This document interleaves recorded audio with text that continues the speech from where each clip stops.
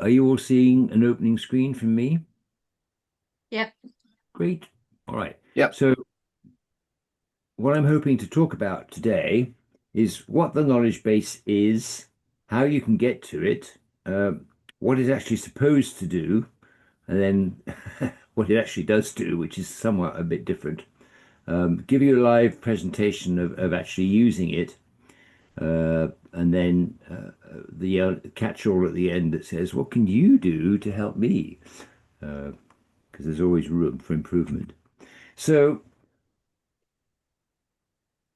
the idea of the knowledge base is principally that it's a shortcut to give you access to the most appropriate information that you need for your parish council environment and climate change projects.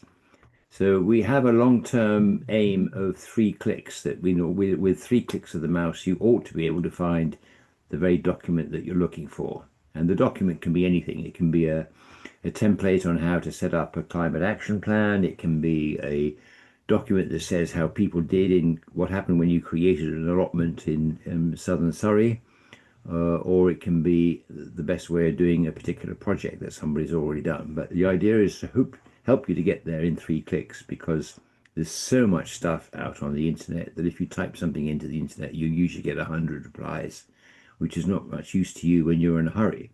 So we're trying to do the sieving of information for you in advance so that you get a much smaller list of things to try to do, and it should be hopefully a much more appropriate list.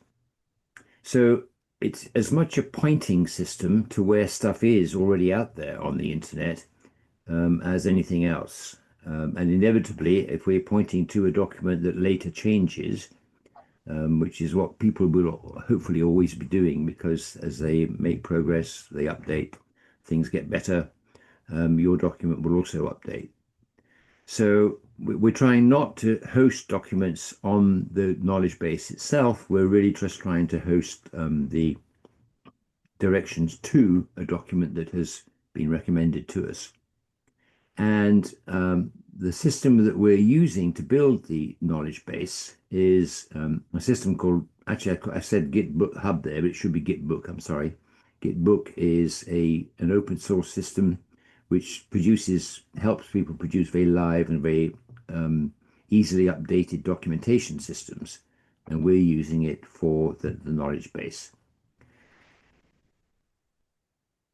Okay, how do you get to it? Well, there are two main routes. If you look at the main website for the Great Collaboration, under How Can I Get Involved, there is a menu option for Knowledge Base, which takes you straight to the welcoming page. In due course, we hope that this will actually ask you, or rather know from your login to the website, who you are and what size you are and where you are. And therefore, the answers that you get to the questions you put should be automatically appropriate to your size and location. That's a dream in the future. That's where we're hoping to get to, but we aren't there yet. And the other way to get to the knowledge base is just by typing in this URL, and that will take you there. So when you get there, you get this welcoming screen, and I'm just going to show you what you find on the screen here. So in the top left corner is the search box, and you can type anything you like in there. So what it is that you're looking for should go into there. And then when you click on the search box, it should hopefully bring up to you, very much like Google does at the moment, a whole list of those documents in the system that would help you. It's an interesting question as to whether the search box is going to show you, first of all, what's in the knowledge base or what it finds in the outside world, because it tends to be a mixture of both. And you may need to search down to find the actual knowledge base entry, but I'll show you all about how to do that. Then the main subject headings are basically, they're each menus. And as you can see from the little arrows to the right of these menu items here, each one is going to give you a whole bunch of subfolders. And eventually you're going to end up with what you were looking for under these titles. And these titles all come from a taxonomy that we've adopted to help us put stuff into places. So these are the main headings from the taxonomy. If you want to go further into information, you can click on the taxonomy and it will take you to two spreadsheets that we're using. One is a list of all the headings that we're trying to save data under, and the other is a list of those headings which we actually have saved data under, or more importantly, the ones that we haven't. And on the grounds that we hope that people will say, well, actually, I do know where you can find a really good document on whichever topic we're looking at. So the taxonomy entry is there as a reference point as to why we've got these headings here and what new ones we can set up and what items of information we're looking for. And then under events here, I've just shown you that the Banter sessions are there, but there are others, the climate action workshops that we run and those sorts of things, they're all listed here. And again, you can go into these documents and look up everything from whatever session is being recorded. So you see the video recording, you see the presentation, you see the chat that was going on, and you also see a sort of speech to text document that will sort of list everything that's been said in case it helps you to identify people who've got useful information or anything like that. So this is the first page that you're going to find. And I've just put an instruction up here that says when you're in the search base, searching in here, just enter the term you're seeking. It really helps if you can find something from the taxonomy to say what you're seeking, because those are the words we're using. So if you use the same words, you're likely to find stuff more quickly. And then the system will present answers to you. So that's how the system works in theory. Here's a little bit of explanation about the taxonomy. So those menu headings, as I explained, do follow the taxonomy headings. You can get into the taxonomy yourself by following that headings. It lists all the headings and subheadings and those headings that are still waiting for data. So if you find a gap then and think you can fill it, then please do. The setup of these pages in the knowledge base is important. The knowledge base is an indexing system. It's meant to find stuff for you so that you don't have to go searching for it. But the way that we find things, or the way that it indexes things, is by the size of the headings used on the pages. So a heading 1 and a heading 2 will always be indexed in full. Heading 3 and below, these are all sizes now. So H1 is the largest size, H2 is the next one down. H3 and H4 are available, but they don't get involved in the indexing. And I'll show you when we get to a page that the first paragraph underneath the principal page heading at the top of the page is indexed. So what goes into that page description is key to finding information in future. And again, I'll go into that in a moment. Now, it took us quite a while to work out how their indexing system worked. For a system that is designed for helping you produce documentation, it was extraordinary how difficult it was to find out information in their own documents. But we've now got the system sorted out. And inevitably, there are pages in the system at the moment that don't conform to the H1, H2, and page description requirements. So we're having to go back to revamp those pages into the proper format, and it's a work in progress. So if you find a page that doesn't seem to match what I say it should do, don't be surprised. We've still got to catch up. All the new pages, as we create them, are being created to this H1, H2, and page description routine. So hopefully, in due course of time, things will operate even better and faster than they are at the moment. So you'll see all this when I do the demonstration for you, but I'm just showing to you how the pages are laid out in the system. So in the main menu, that item on the left, there's a page for every major topic from the taxonomy. And then each page that you actually go to will have underlying pages that will show you where to go. And these underlying pages, again, in due course, will all conform to the indexing system's requirements, but they don't all get there yet. And the really useful item I've found, or we just determined, is that when you put in a header at H1 or an H2, you can actually make that a link to the ongoing document. So the way that we're looking for this system to work from now and hopefully retrospectively as we get things up to date, is that you will go into a page, you will find the headers that you're looking for as either H1 or H2 headers, and then they will be linked to the document that you want. And then when we first started, again, just to give you some clues as to our thinking back in the early days, people thought that it would help if the actual documents themselves were in the knowledge base, because then the indexing system would catch up with them. But it turns out that the indexing system didn't work quite the way we thought it would, and it doesn't go through every document, and it doesn't index every word. And then when you search on any particular word like climate change, it doesn't find you every document that includes the word climate change. It only finds you those documents that have got climate change in H1 or H2 or the page description. So just the introduction to this really is just to show you that we now have to adjust the headings and the page description on all the menu pages so that they meet people's search requirements. And unfortunately, in many of the pages that are there right now, they need to be reconfigured. But we are getting there. It does work as it is at the moment. It's just that we think it can work a lot better.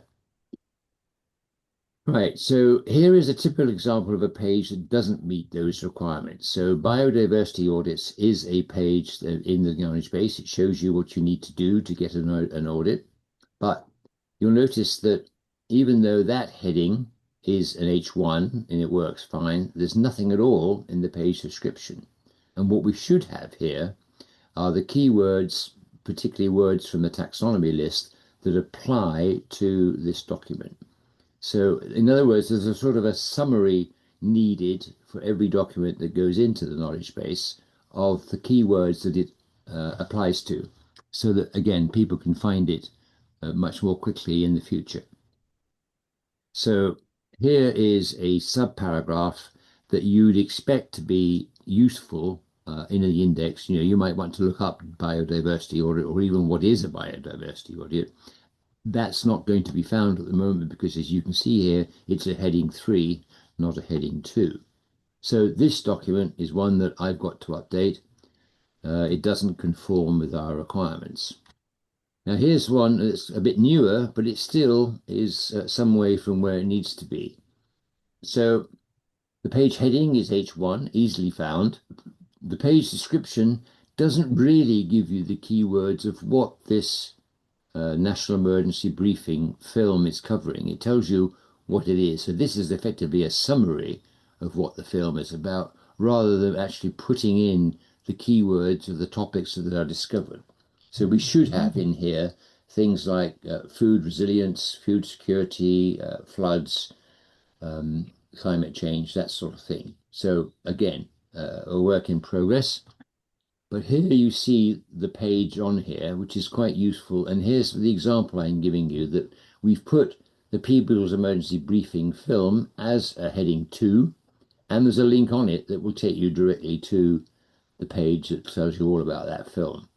And the same is true for the other documents that are down here. So this page is getting better. It's not perfect, but it's better than some of the other stuff that we've got there. Now, I thought I would then just go through the exercise of showing you how we actually use the knowledge base, actually doing it for live. So I think the quickest way of doing that is for me to come out of here, change page to there, and go to here.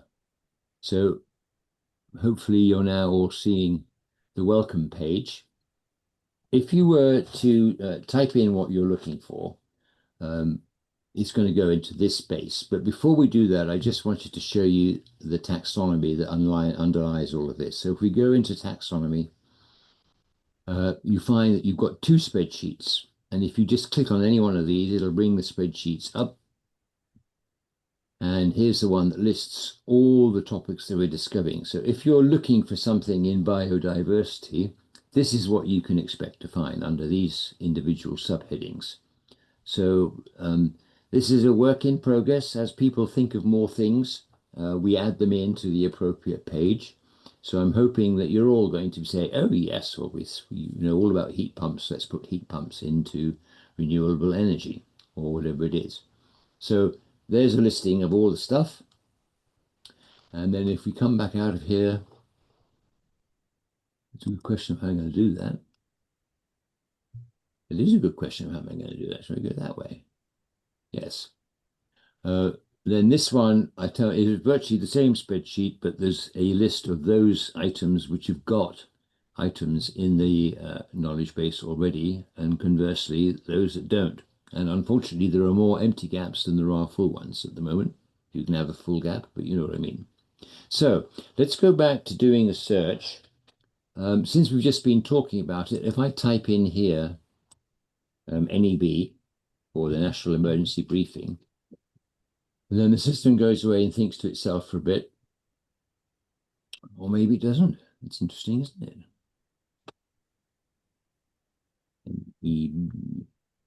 I clicked on the wrong button so far. Okay, so it's come up with answers.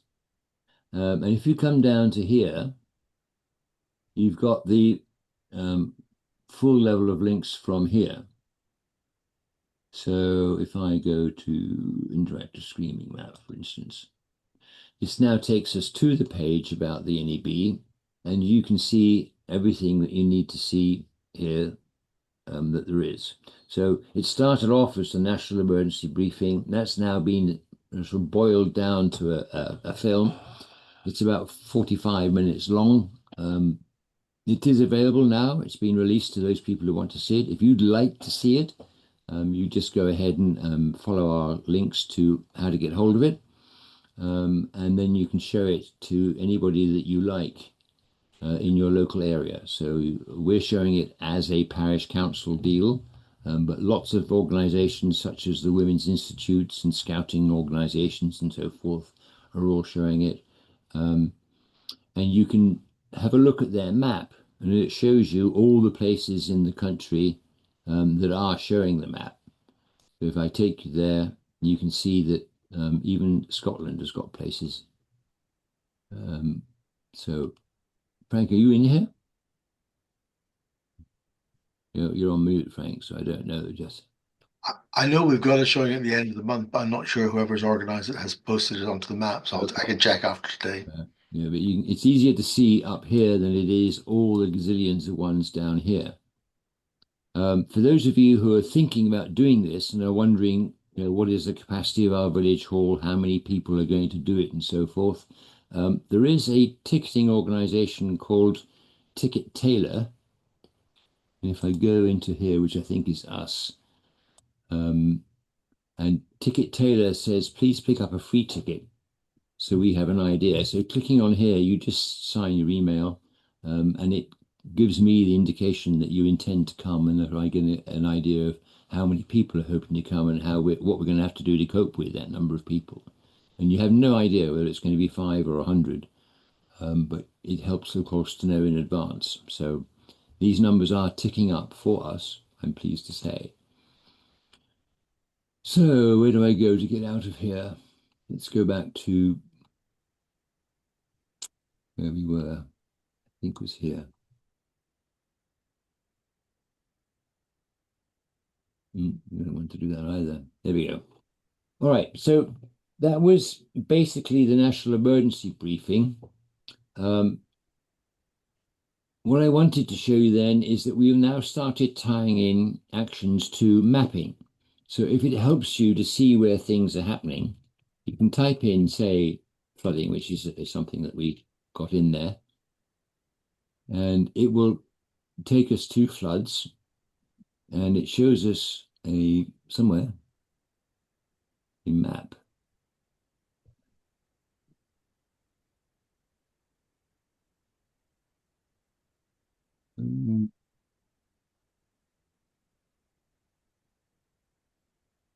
Interesting. There's a strict rule when making presentations, you never ever do live ones because they never work the way you want them to. This all worked beautifully before you all came along, but now I'm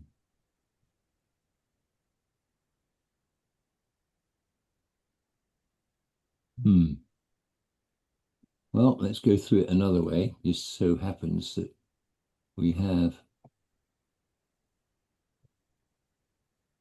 a flood items.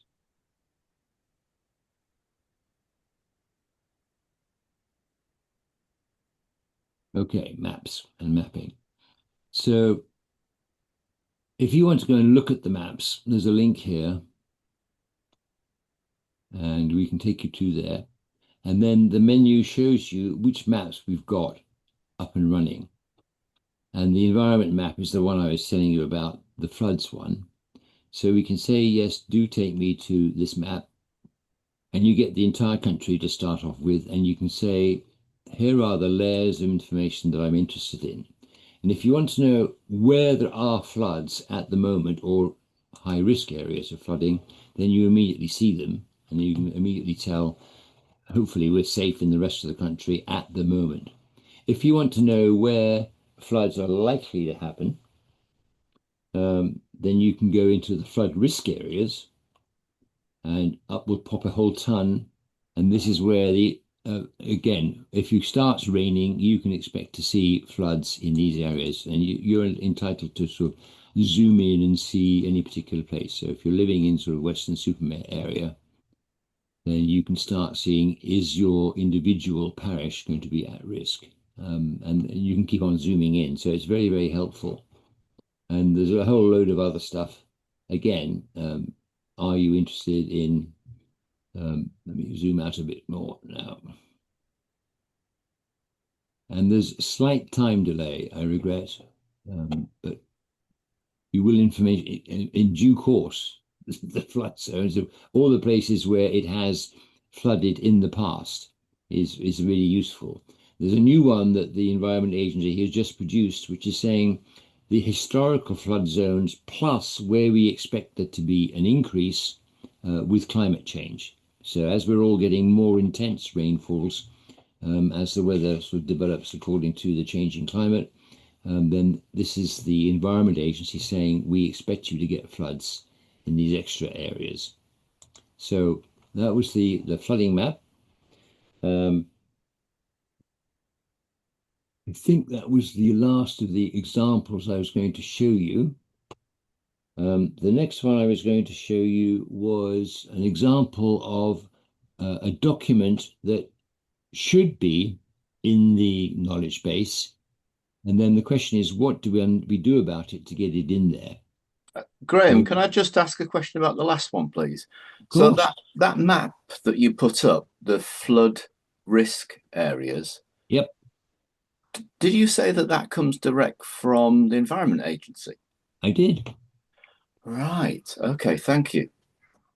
And they have a whole host of stuff, most of which I've included in this environment map. And then as they update it, so that map gets updated as well. So it's a living document. It keeps changing as the information changes underneath. All right, so I was going to go to one last thing, which was to show you an example of a document that I felt should be in the system, and therefore what do we need to do to it to get it there. So here is something that I was pointed to by Jane a couple of weeks ago. Looked through this and thought, this is a really, really useful document. You know, everyone is talking about reintroducing biodiversity.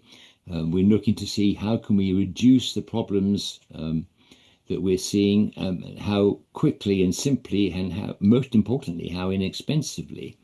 And there's some really good stuff on just reducing marine frequency, for instance. So if you take a look at what your local district or regional county or even your own parish council is doing, they're probably cutting the grass on verges and so forth, maybe 8 times a year, because I think it sort of falls in with everyone's idea of being neat and tidy and everything else, but it's ruinous to biodiversity. So these guys are now suggesting, we've done this, we've got examples, we'll show you what happens if you reduce the mowing frequency to once or maybe twice a year. So instantly you've reduced the costs by 75%. You've reduced the pollution by 75% because all those sort of two-stroke mowers or whatever they are no longer blowing smoke into the atmosphere. You're helping the biodiversity, and you're helping build corridors for the wildlife across the whole country. So you've got places where hedgehogs are strong and where hedgehogs are weak, and what you'd really like to do is to bring the two together so that hedgehogs move freely around, or whatever other animal or wildlife you choose to do.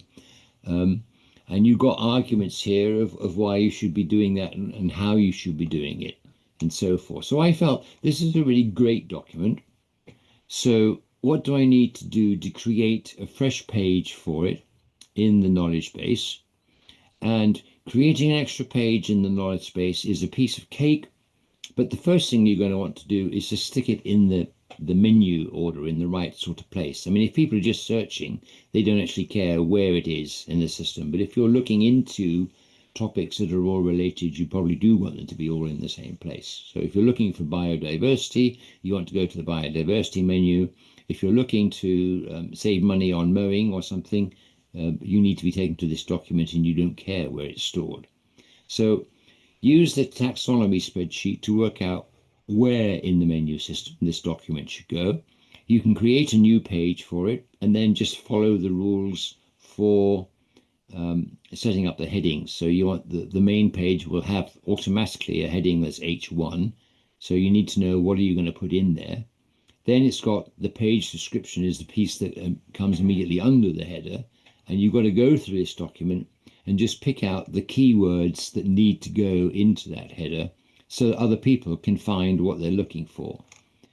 And then lastly, you would actually take this link to this document and put that into a header 2 title so that people can click on it and just automatically come to this document. And as this document gets updated in the future, so you'll also see the updates.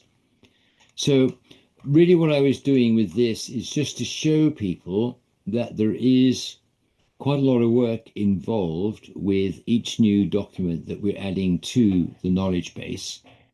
And this is where I come back to the page in our presentation, which is hopefully there. So we've done the demo. I'm moving on to the next page. If I go into slideshow mode, in the current page. So the next thing is, how can you help?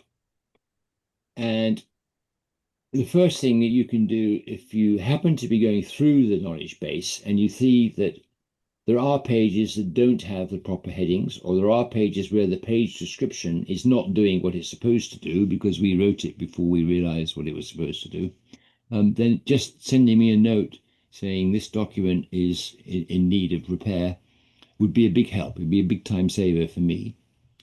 If you've got new documents that you think should be in there, either your own projects or stuff that you found, like someone sent me that link to the other one, then it would really help me save a lot of time if you could just roll through it and come up with what you think should be in the page description. So the keywords, if you will, that are involved in that. And they can often just be the titles of the chapters within the document. So if the document itself has got headings or subheadings, then you can just copy and paste those into the page description.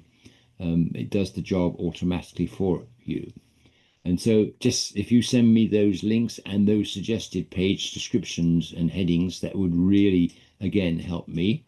And finally, if anyone is sitting there twiddling their thumbs, wondering what on earth am I going to do for the rest of the year, then I'd be delighted to ask if you could join us, become an editor and update the knowledge base yourself. So all that stuff is open to you. The way to move forward on any of this is simply to email me, and hopefully everyone knows my email by now. And I'll take it from there and say I'm done. So let me come out of showing this. Let me stop sharing the screen. Let me ask if anyone has got any automatic questions arising. Go ahead, Wendy, please. I do. I am getting double noise back, but I don't know why Did you that's say you were happening. Anyway, logged in twice somewhere? it made me do it. It wouldn't let me see the original screen. All right. I Well, was just wondering, my issue would be is finding the document that I looked at to come and have a second visit. Does it save where you visited before, or do you have to save it yourself somewhere? it does come up, the search box will come up with your previous searches. So yes, it does work. However, I would think that if you're doing quite a lot of searching, then it'll get out of date very quickly. The stuff that you searched a week ago may no longer be in that list. So I think your suggestion of keeping track of it somewhere would be very helpful. And on that point, are most of the documents, as you say, free to use elsewhere? Are there any copyright issues? They wouldn't be here if anyone had issues. So no, we're only picking up stuff that is available on public websites or is already been out there in the public domain somewhere. So it's a good question, but no, there aren't any licensing Brilliant. issues. And I will need to go back and have a look at that flooding one because I'm purchasing a house in a flood risk area. Right.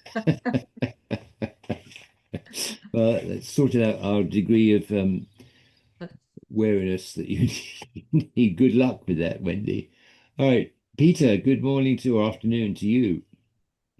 Hello, Graham. Yes, my question is more about the tool rather than the content, because I'm trying to find a way. I mean, I've got a couple of projects which we're involved in doing, and I keep being sent various documents from various people involved with the project and having some difficulty deciding how best to manage it.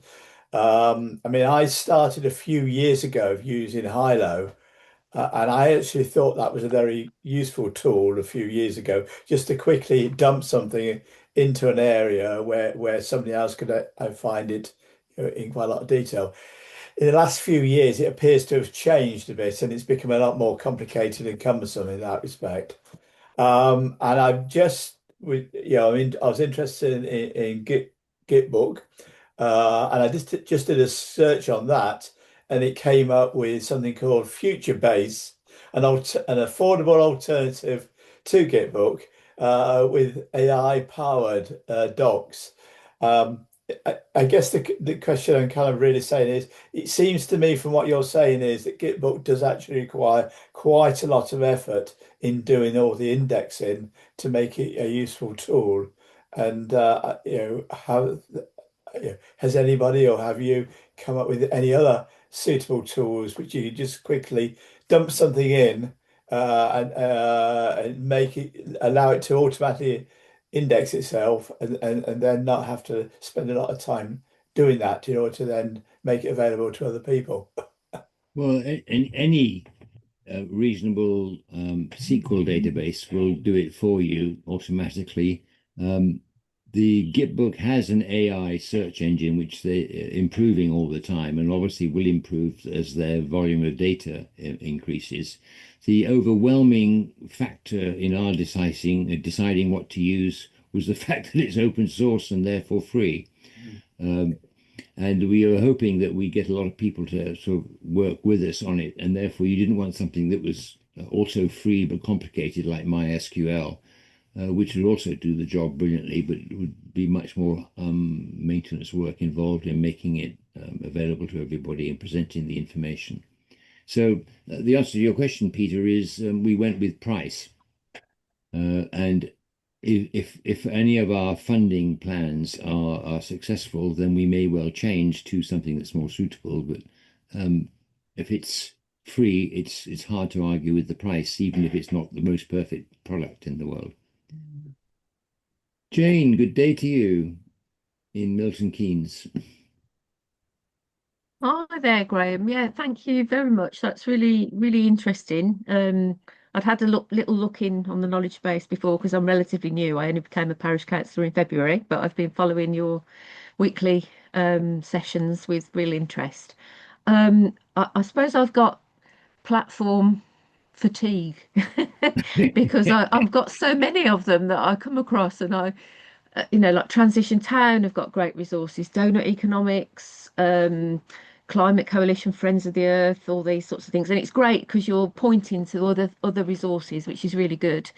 But I guess one of the downfalls for me is knowing how recent something is. So are we able to comment somewhere about, the date of this and how, if it's the most up to date or is one question. And then a second question I've got is there a forum? Have you got a forum at all where we can sort of, post for advice? Because I've sort of Absolutely. And pointed to a couple of these resources, but the council officer, who's responsible for landscaping or whatever, will say, "Oh, yeah, we've considered that, but we've come, or there's reasons why we can't do that."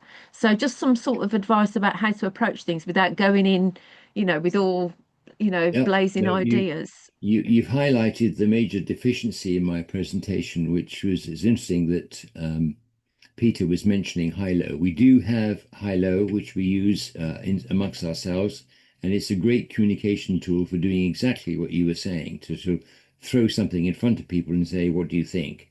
And they can communicate. And I'm just looking for a link to send you that will bring you into our version of high-low. Bear with me a second whilst I look for that.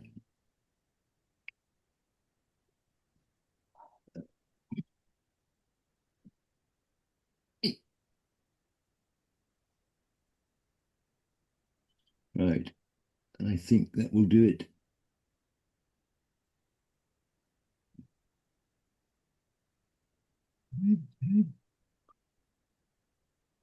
I'm going to put this into the chat for the meeting. It may not be the most brilliant address, but it's going to get you to the right place, I think. So let Thank me you. put that into there.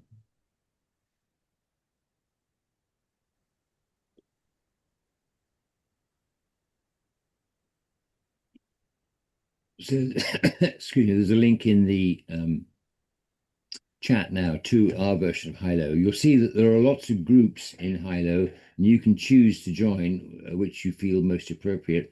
You may be invited, you may need to be invited, in which case just send me a note saying you'd like me to invite you into a specific group. But that's the high-low is the best way I would suggest of getting other people involved or getting opinions or thoughts together. Peter, how are you doing? Sorry, David, beg your pardon. Yes. Is there any plan, or better still, technology for filling gaps in the taxonomy? Do you mean subjects that we hadn't thought of? Subjects where you don't have much listed and maybe there's something missing? Yes, well, I think if you're looking for a formalized way of doing it, we haven't developed one yet. Just email me and say I think that you should have included, cleaning fish under water retention or something, or using beavers or whatever it happens to be. But no, I don't have another formal way set up yet. Yeah. Probably high-low would end up being the right place. Yes, I was wondering whether AI searches might turn up stuff that we hadn't thought of if in areas where there isn't much already. Oh, I'm sure they will. I mean, I don't know if you're a user of any of the AI agents, but I find them invaluable, frankly. Mm-hmm. I did run into a headache, or rather a point which was obviously blindingly obvious. But everything within the great collaboration at the moment is being done by volunteers, and they've all got other things to do with their time. So it's not always the most efficient way of doing things. The first thing that we're going to do when we raise funds, which is an ongoing process, and we got the first £20,000 the other day, but I think that's already been sort of hijacked for what it was intended for. But the first thing we're going to do is to hire somebody probably on a part-time basis as an employee to manage the knowledge base, because it's getting to the point where it's much more than it shouldn't be a volunteer process. It should be a proper professional paid employee job to run it properly. So the answer to your question is yes, there are much better ways of doing it, but until we've got the people and the money, we're a bit stuck, or certainly limited. So looking for librarians. Oh, absolutely. Librarians would be marvelous. I quite agree. It's a great choice, actually. Thank you. Dave, on to you, please, in Maidenhead. Thanks. So when we recommend to people information, we're always wanting to ensure, and this builds a little bit on what Wendy was saying. We always want to, no, sorry, what Jane was saying. We always want to ensure that it's an authorized source and it's scientifically correct. So how are you ensuring that? We aren't at the moment, Dave. There are, I think probably David's idea of a librarian would be brilliant. But at the moment, we're judging documents by how well they fit what we hope people are looking for. There isn't a scientific or professional method that we've adopted yet, simply because we don't have the people all the time. Okay. I agree with you entirely that we need it and we should have it, but we're too early in our development yet to get to that point. Right. To be honest, it's like anything that we look at and we just search generally is checking the validity and, you know, how much truth there is in it. Yeah, Correct. I mean, if like that environment map you showed us, if it's obvious that that comes from the Environment Agency, then you'll say, right, okay, happy to believe that. If it comes from the Energy Saving Trust, I'm happy to believe that. If it comes from Greenpeace, who I'm a member of, you've got to be a little bit careful. So, you know, it's about trying to understand whether it's, you know, scientifically proven and so on. So it's a bit tricky. Yeah. It is. I do think the scope for us putting in the source more clearly. Usually the link name will show you what the source is, but I agree that it doesn't necessarily confirm any validity for truth or fact. But I think that's a step beyond where we are at the moment. If you bear in mind that what we're trying to do is to enable very harassed and busy parish clerks and councillors to actually get moving on something, then we're just trying to say, don't reinvent the wheel. It's already been done for your size and location of place by such and such, and good luck. And hopefully we're just saving you an enormous amount of thinking and time in getting started.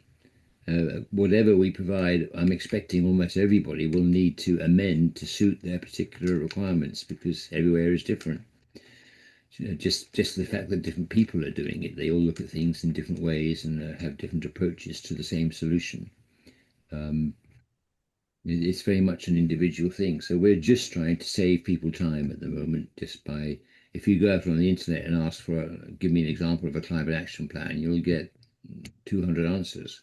And what we're trying to show you is an example from a town that works, from one that, a small parish council that works, and from a larger parish council or a county level, just so that people have saved time. Does that help you? Yeah. Sorry. Can I I'm just interested then, is, do you have any records of how many different councils are engaging with the with your organisation? Oh yes, I can tell you how many people talk to us. And what I haven't done very well is recorded frequency. So I can tell you that, you know, Wendy's been to at least one of these sessions, but I couldn't tell you how many because I haven't aggregated the data yet. It's possible, is available. I just haven't done it. I just keep telling people about you, and I'm not convince certain councils actually bother to come and check you out? Oh, I see. Well, we do get the system does record who visits the website, for instance, and I would need to look. I honestly haven't worked out whether I can do that with Gitbook. I probably can, but I haven't looked. Stuart, good day to you again. Thank you. I was just going to comment on Dave's concerns. Most of the substance that is in the knowledge base has been presented at these open sessions and has therefore been scrutinized to a certain extent by the audience here, which are all in their own little way experts.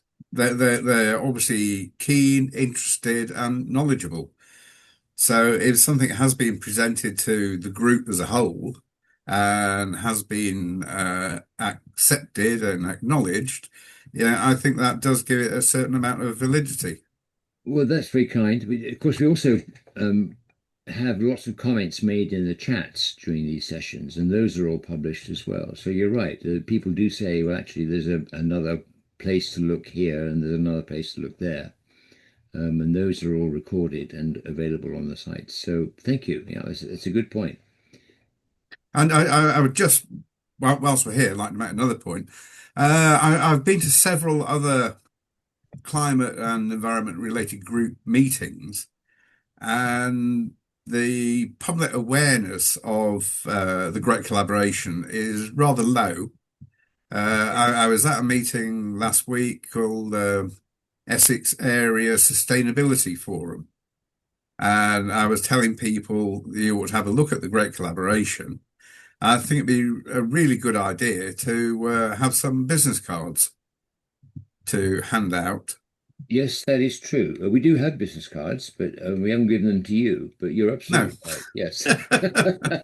All right. Could you give me a few business cards then? Yes, of course I will, Stuart. I shall send them to you.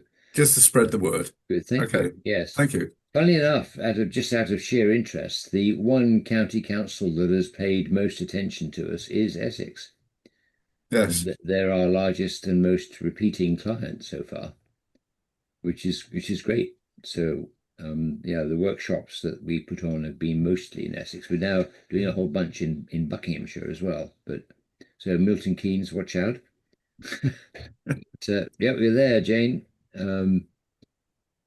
But yes, the word needs to spread. I agree. If you recall, casting your mind back, we agreed a year ago that we would run a pilot to teach us what people needed and what they wanted and how it should work with East Anglia.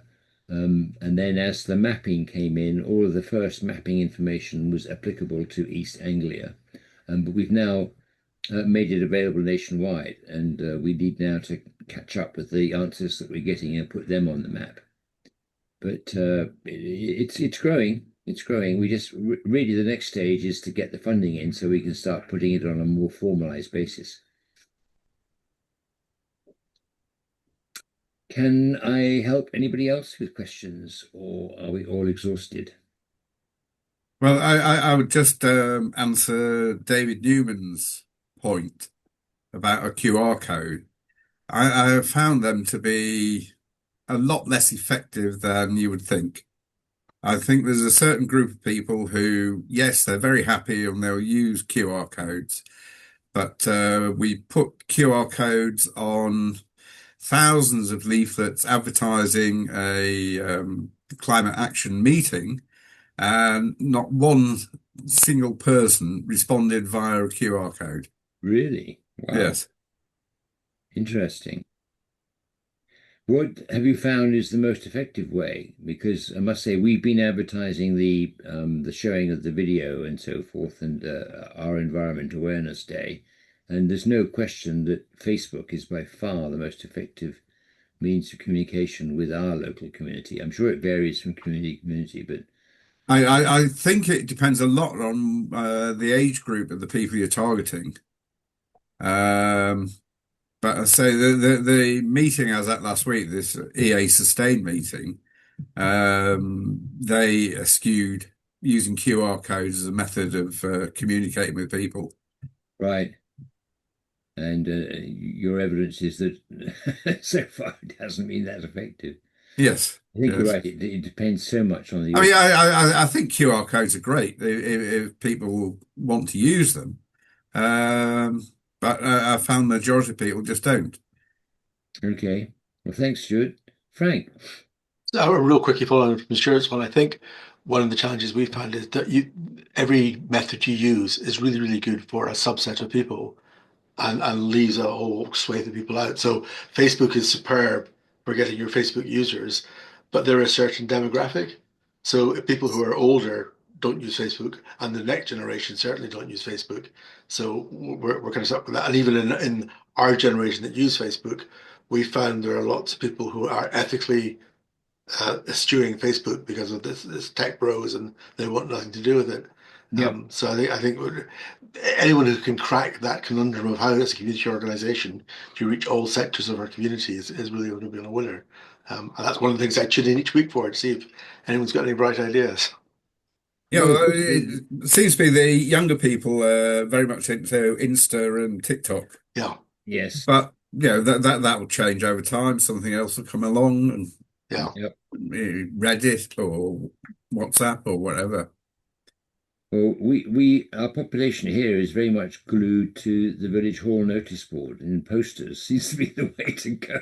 If you've got enough posters up, then people will follow those. And I remember at the last village I was in, they would hang a banner across the only road going through the village, and of course everyone passing through would see the banner, and that was very effective. Again, very inexpensive, because you could adopt the same banner for different uses over and over and over. I found the local newspaper to be a good way of communicating with people. Indeed. Yes, if you have one, absolutely. Yes. I'm just fascinated by David, who sent me a link saying that the great collaboration's on YouTube, but it isn't us. That's I'm gonna have to look at that one, David. Do you get a feel for who they are?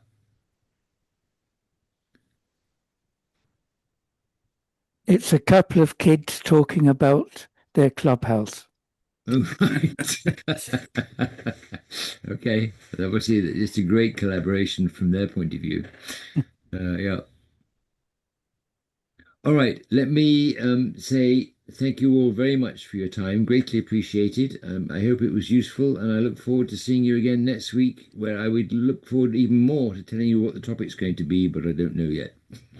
So I'll work on it. Take care. I'd just like to thank you, Graham, for all the hard work you're putting into the indexing system. Well, I hope it comes out to be valuable. I didn't realise how much effort goes into that sort of thing. No, well, it would be nice, wouldn't it, if you could just sort of click a button and off it goes, but I suspect you have to pay for that, like everything else in life. So if any one of you has any ideas of people who could do banter sessions, who've been to one recently, a presentation or anything that has really caught your eye, then please feel free to let me know so I can go and grab the same people, see if they'd like to talk to us. Thank you so much, and all have a great rest of the week, whatever it's going to be. Bye-bye. Okay, thanks.